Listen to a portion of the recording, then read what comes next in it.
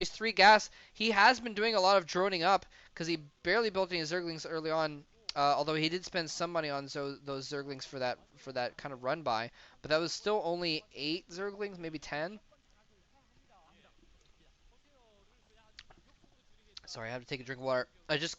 Like I said, I casted that full group of OSL games before this, so I'm on my 6th game right now, casting in a row, and I'm gonna be doing 3 more. So I'm doing a a lot of casting today, so I hope my voice holds up. But also, I kind of wanted to do a ton of games, even though my voice might be a little bit dead towards the end. That's how you get your endurance up, is by, whoa, my wireless headset just went crazy. Hopefully it's still recording. It looks like it still is. Anyway, ZerO going in. He's got some Scourge to prevent those Corsairs from coming in and killing off his mutas. Here come the Corsairs. He's sending a couple Scourge in to distract them. Oh, he managed to land some. He lands a couple more as well, down to 5 Corsairs. 5 Corsairs is still more than enough to clean up those Mulas, though, if he tries to go in for more attacking with, though. He needed more Scourge, but microed them pretty well. And killed with that many Corsairs, it would have been easy for those Corsairs, if the Scourge weren't microed properly, to just kill off all the Scourge before they were able to hit. But he managed to kill off a couple nonetheless. With those 2 Stargates, he's going to back up to 7 pretty quick. And that is, once he gets the +1, I think he probably had, yeah, +1 is finished for those weapons for the arrow units. So that is definitely a critical mass. If Scourge do not come in from more than one angle at a time, those Corsairs will kill any number of Scourge coming in to attack them. So they are pretty much immune from a huge Scourge attack right now. See, we just saw right there. Killed off those Scourge very easily. So those mutas are not going to be very useful except in kind of counterattacking maybe. If he moves out with those Corsairs, he can run in with the mutas and try and do some attacking there on the supply lines. But unless he really commits to a lot of Scourge and micros it really, really well, then he's not going to be able to have the air. But I think, yeah, exactly. I think the best thing to do is to just go for Mass Hydra, and that's exactly what ZerO is doing. He's getting some Mass Hydra going here, so those Corsairs will actually be a liability for him with those Mass Hydras around, because there will be money that wasn't spent on units that can attack those ground units. He's basically going for kind of a pseudo Sair Reaver thing here. I think I only saw the one robotics facility. He's now, and this is exactly it, he knows the Corsairs are at his main, occupied by the Hydras, so he's going in and picking off some probes. The Corsairs are just not even able to run back, so they're still trying to run around hunting Overlords. I'm not sure why ZerO is deciding to engage those Corsairs with those Mutas. I'm not sure where he's going with those. No, he's just running around. Okay. Anyway, +1 air armor for those Mutalisks as well, so they're going to survive a little bit longer against those Corsairs. But Mass Hydras, 6 Hatch Hydras basically is going for right now. I think we saw Zerg do this once on Medusa, and it worked pretty well, if I recall. Actually, I don't remember if he even won that game, but it worked pretty well. He's going to have to worry about these Reavers, though. If he can protect those Reavers, they're going to be really good against those Match Hydras. If he can pick off that shuttle, though, the Reaver will be a lot easier to deal with.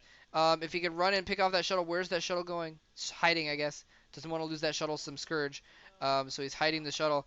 And now it's kind of some back and forth, some cat mouse versus cat mouse, basically, where the Corsairs can kill the Mutalisks, the Hydras can kill the Corsairs, the Reavers can kill the Hydralisks. And now he's moving in. He's trying to pick off that shuttle. Where's the Scourge? He needed the Scourge, though. All he does is accomplish some scouting there. He was trying to kill off that shuttle, but he didn't have any Scourge with that group. Okay, I thought he'd run the whole group of mutas in, but it looks like he only ran a couple in to scout. Okay, so that's what the purpose of that was to scout. He may have had some Scourge in the mix as well to try and use that to pick it off. And look at this Templar out as well. Dark Templar running out. I don't know. Well, it may actually be able to accomplish something, because it looks like he may have his Hydras and such rallied to the front. But since his Overlords aren't with his Hydras, I've got to assume that ZerO has some Overlords, some Hydras with his Overlords at his natural expansion. But he's got a lot of locations to try and deal with here. Nice Storm going off, doing a lot of damage to those Hydras. He's going to get chased back there. But critically, Jangbi is at 2 bases and ZerO is at 4 right now. He's going to be able to macro up so many units, and that's basically what he's doing right now. He's just massing hydras. He's going to have so many hydras, he's going to be ridiculous pretty soon. He's got spore colonies everywhere. He's got spore colonies as a natural. He's getting one in his bottom right base now as well. The Dark Templar are not going to be able to do a ton. And lurkers are now morphing. That Dark Templar at least sacrifices his life to serve the purpose of scouting those lurkers morphing, so he knows that those exist. He's going to have a huge lurker Hydra army coming out here pretty soon. Scourge coming in. Oh my gosh, he kills off a couple Corsairs. Jangbi had stopped making Corsairs at that 7 mark, I think. So he's going to get down to just 5. He doesn't have a ton. The Templar going in, or he loses one Templar. He loses the other Templar. Only gets a single storm off. Only kills a few Hydras. Killing off those Templar. That's huge. Huge, huge, huge. Oh, double shuttle drop coming in here. Those spore colonies going to force him to a little bit retreat, but there's some Hydras in the mix. More Hydras popping out as well. There's a sunken colony. He's targeting the DT with the sunken colony.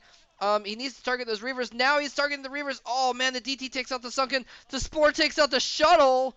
I believe with the Reaver inside it, I blinked and didn't see exactly what happened there. But one of the shuttles goes down. The second shuttle is still alive. I think it still has a Reaver inside it.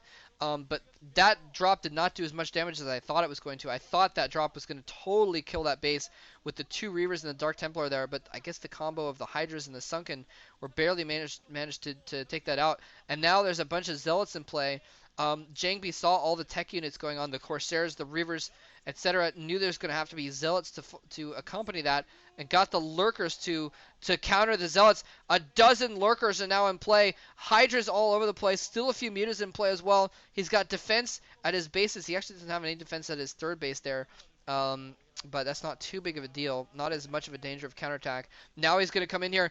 The Reavers are going to be able to kill off these these Lurkers, but I don't know if he has any observers. I don't see any observers. He can't attack the Lurkers without observers, but the cannons are able to spot. The cannons are almost dead, though. This last cannon is in play. The cannon goes down.